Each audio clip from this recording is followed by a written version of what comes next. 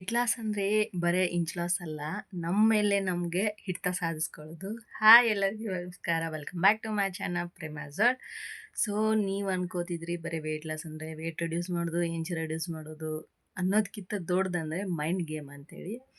ನಾವು ಡಿಸೈಡ್ ಮಾಡ್ತೀವಿ, ಬಟ್ ಅದು ಡಿಸೈಡ್ ಮೇಲೆ ನಾವು ಡಿಸೈಡ್ ಆದಮೇಲೆ ಅದ್ರ ಮೇಲೆ ನಾವು ರೆಡಿಯಾಗಿ ಕಾನ್ಫಿಡೆಂಟಾಗಿ ನಿಂದಿರೋದಿದೆ ನೋಡಿ, ಅದು ಒಂದು ದೊಡ್ಡ ಗೇಮ್ ಚೇಂಜರ್ ಅಂತ ಹೇಳ್ಬೋದು.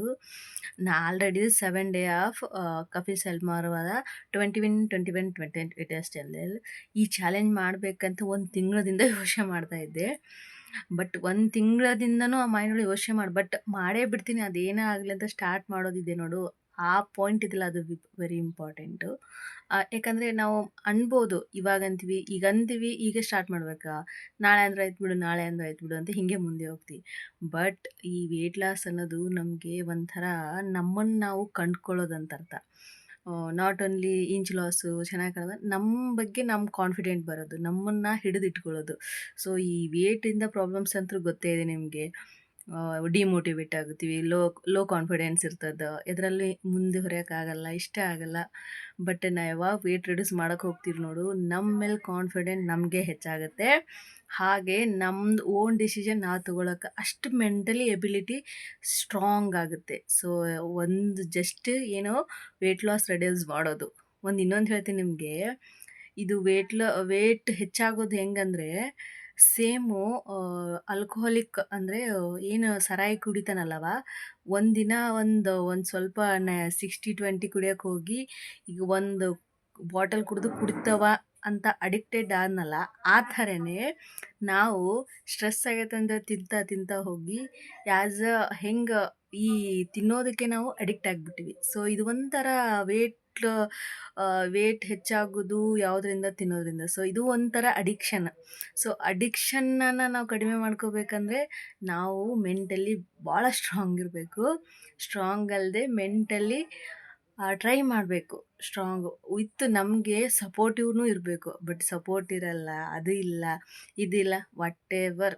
ನಾವು ಹುಟ್ಟಿದ್ದು ಒಬ್ಬರೇ, ಸಾಯಕ್ಕೆ ಹೋಗೋದು ಒಬ್ಬರೇ ಅಂದಮೇಲೆ ಇನ್ನೊಬ್ಬರ ಸಪೋರ್ಟು, ಇನ್ನೊಬ್ಬರ ಇರಬೇಕನ್ನೋ ಯೋಚನೆನ ಬೇಡ. ನಾವು ಆಯಿತು, ನಮ್ಮ ಕೆಲಸ ಆಯಿತು, ಓಕೆ ವೇಟ್ ಲಾಸ್ ಮಾಡಬೇಕಾ, ಮಾಡೋಣ, ಆಯಿತು, ಓಕೆ ಆಗಲಿಲ್ಲ ಅಂದರೆ ಮೈಂಡ್ ಡೆವಲಪ್ಮೆಂಟ್ ಆಗುತ್ತೆ. ಅಂದರೆ ನಮಗೆ ಮೈಂಡಿಗೆ ರಿಲ್ಯಾಕ್ಸ್ ಆಗುತ್ತೆ. ಸೊ ಏನೋ ಒಂದು ಹೊಸದು ಕಲಿತೀವಿ. 10% ಕಲಿಬೇಕಂದ್ರೆ 1% ಕಲಿಸಿರ್ತೀವಿ, ಇಷ್ಟೇ. ಸೊ ಈ ಥರನೇ ಎಂಜಾಯ್ ಮಾಡ್ಕೋತಾ ನಾನು ಎಷ್ಟು ಸಲ ವೇಟ್ ಹೆಚ್ಚು ಮಾಡಿದ್ದೀನಿ, ಎಷ್ಟು ಸಲ ವೇಟ್ ರಿಡ್ಯೂಸ್ ಮಾಡಿದ್ದೀನಿ ಅಂತ ಹೇಳಿದ್ದೀನಿ.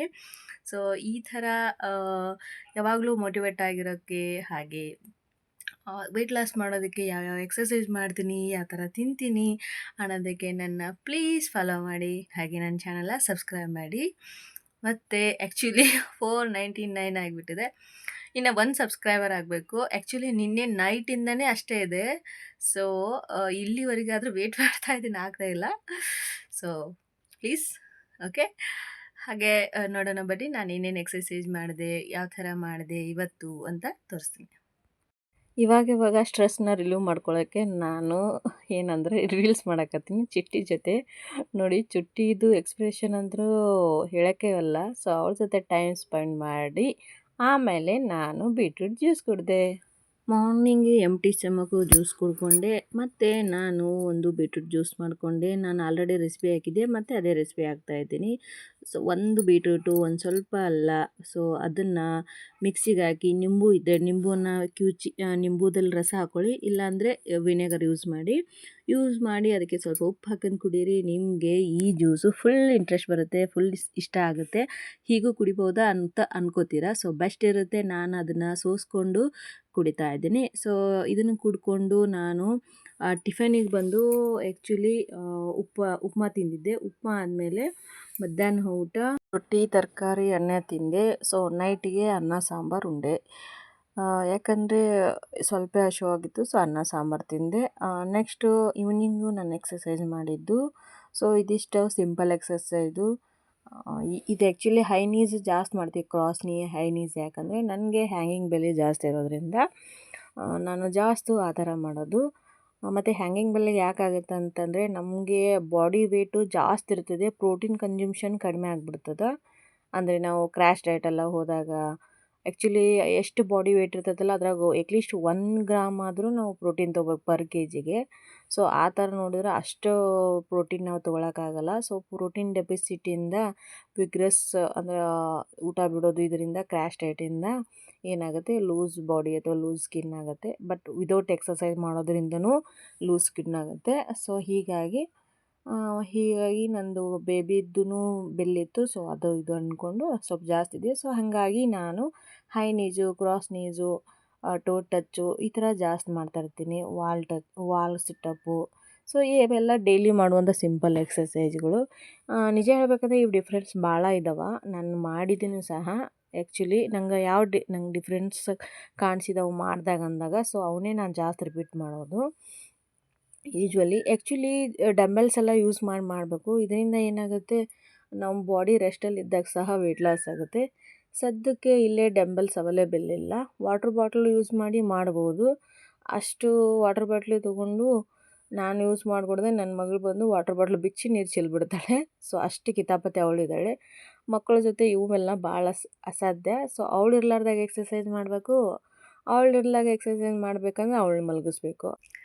ನೋಡಿದ್ರಲ್ಲ ಏನೇನು ಸ್ಪೆಷಲ್ ಮಾಡಿದ್ದೆ ಅಂಥೇಳಿ. ಸೊ ಇವತ್ತು ಹೊಸದಂದರೆ ಒಂದೊಂದು ಏನಾದರೂ ಒಂದು ಚಾಲೂ ಮಾಡ್ತಾ ಇರ್ತೀನಿ. ಸೊ ಇವತ್ತು ಬೀಟ್ರೂಟ್ ಜ್ಯೂಸ್ ಕುಡಿದೆ, ಆಮೇಲೆ ಎಕ್ಸಸೈಸ್ ಮಾಡಿದೆ, ಊಟ ಮಾಡಿದೆ, ಆಮೇಲೆ ನನ್ನ ಜೊತೆ ನಾನು ಟೈಮ್ ಸ್ಪೆಂಡ್ ಮಾಡಿದೆ. ಇವಾಗ ಇದು ವೆರಿ ಇಂಪಾರ್ಟೆಂಟ್. ನಮ್ಮ ಜೊತೆ ನಾವು ಟೈಮ್ ಸ್ಪೆಂಡ್ ಮಾಡೋಕ್ಕೇ ಆಗಲ್ಲ. ಬರೀ ಯಾವಾಗ ನೋಡಿದ್ರು ಮೊಬೈಲ್ ಬಿಟ್ಟರೆ ಕೆಲಸ ಅನ್ನೋ ಇದ್ರಾಗಿರ್ತೀವಿ. ಬಟ್ ನಮಗೋಸ್ಕರ ನಾವು ಟೈಮ್ ಕೊಟ್ಟು ನಮ್ಮನ್ನು ನಾವು ನೋಡ್ಕೊಂಡ್ರೆ ಅಂದಾಗ ಮಾತ್ರ ಇನ್ನೊಬ್ಬರನ್ನ ನಾವು ನೋಡೋಕ್ಕೆ ಸಾಧ್ಯ. ಸೊ ಇದಾಗಿತ್ತು ಇವತ್ತಿನ ದಿನ. ಸೊ ನೆಕ್ಸ್ಟ್ ಡೇಗೋಸ್ಕರ ಫಾಲೋ ಮಾಡಿ, ಹಾಗೆ ಕಮೆಂಟ್ ಮಾಡಿ. ಓಕೆ, ನಿಮ್ಮ ಫ್ಯಾಮಿಲಿ ಫ್ರೆಂಡ್ಸ್ಗೆ ಶೇರ್ ಮಾಡಿ. Thank you.